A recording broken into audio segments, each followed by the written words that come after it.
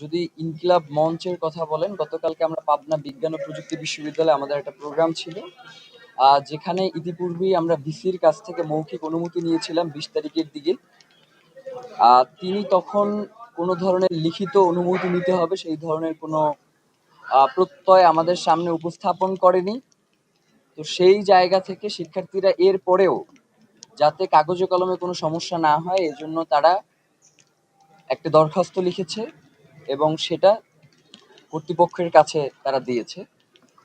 তো যখন আমরা পাবনা বিজ্ঞান ও প্রযুক্তি বিশ্ববিদ্যালয়ে উপস্থিত হই, তখন তারা বলে যে এই দরখাস্তের ক্ষেত্রে তারা নাকি যারা আসবে তাদের নাম উল্লেখ করে নেই, মানে হচ্ছে জুলাইকে বাধা দেওয়ার জন্য তাদের যে প্রচেষ্টা।